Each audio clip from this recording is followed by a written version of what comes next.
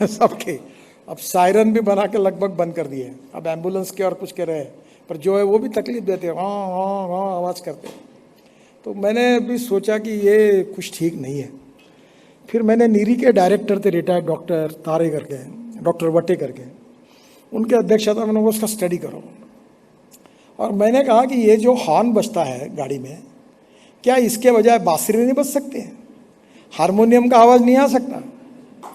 तो मुझे एक ने भेजा कि एक जर्मन था जू, उसने आकाशवाणी के स्थापना के पहले को 6:30 बजे 5:30 ट्यून लगती थी, तो वो ट्यून उसने मुझे बताया कि ये करो। तो मैंने बोला ये ट्यून एम्बुलेंस पे लगाओ तो कानों में अच्छा लगेगा, नहीं तो कान ऐसे दनादन कोई चिंता ही नहीं करता, कर्कश आवाज़ आते हैं।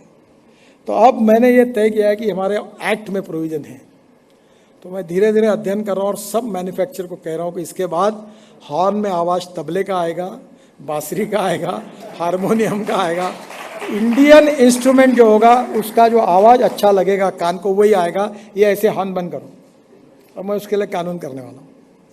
तो आने वाले समय में sound pollution, air pollution and water pollution is the big concern, और दिल्ली उसमें सबसे वर्स्ट है।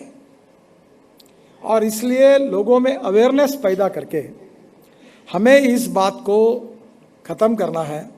हमने बहुत अच्छा प्लानिंग ट्रांसपोर्ट मंत्री होने के नाते किया है। मैं आपसे अनुरोध करूंगा, इसमें आप लोग भी इनिशिएटिव लेंगे, जनता में अवेयरनेस पैदा होगा। अब उसमें और एक अच्छी बात हमने की है, कुछ लोग नाराज़ भी हुए, स्क्रैपिंग पॉलिसी लाई है कि पुराने गाड़ियों को भंगार में डालो। अब 15-15 साल 20-20 साल का ट्रक धुआं छोड़ के जा रहा ढूँ ढूँ करके, उसका कोई नहीं। आज नई टेक्नोलॉजी बदली है।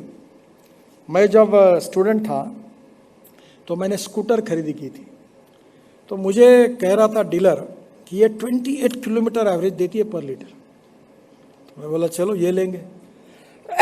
अभी कितना है, 80 किलोमीटर या 85 हुआ मुझे मालूम नहीं। टेक्नोलॉजी बदल गई।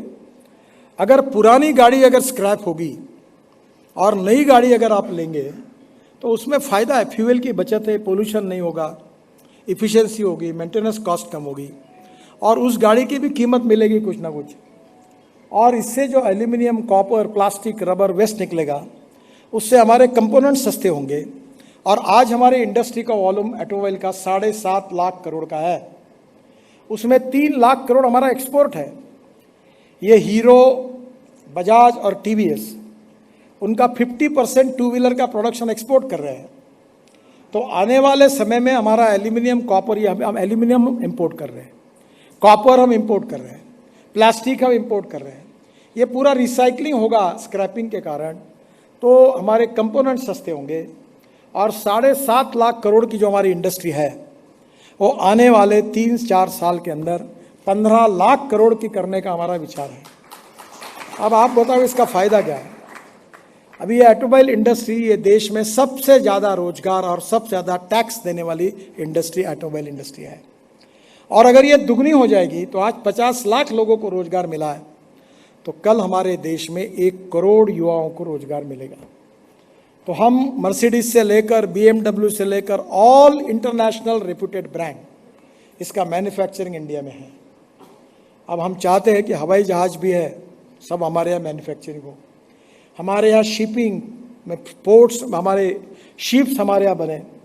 MPBS जो अभी राइफल जो हमने लिया है, वो हमारे यहाँ नागपुर में बन रहा है। और अभी धीरे धीरे उसने मुझे कहा है कि हम पूरा 100% इंडिया में बनाएंगे। तो हम लोग इंपोर्ट करने के बजाय हमारे देश में अगर ये सब बनेगा, तो देश में एंसिलरी इंडस्ट्री डेवलप होगी, देश का एक्सपोर्ट बढ़ेगा, देश में रोजगार निर्माण होंगे, GDP बढ़ेगा, ग्रोथ रेट बढ़ेगा, पर कैपिटा इनकम बढ़ेगा, तो आत्मनिर्भर भारत का सपना पूरा होगा। तो आर्थिक दृष्टि से सुखी, समृद्ध, संपन्न, आत्मनिर्भर भारत, जो जल प्रदूषण, वायु प्रदूषण और ध्वनि प्रदूषण से मुक्त हो, उस भारत का निर्माण हम सबके सहयोग से, आप सबके सहयोग से होगा।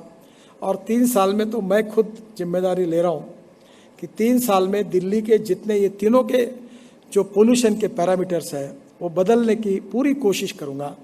और निश्चित रूप से आप सबके सहयोग से उसमें यश प्राप्त होगा।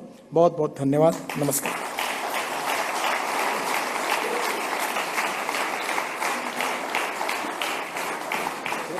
साल में 2 बार आए ना या 3 बार आए?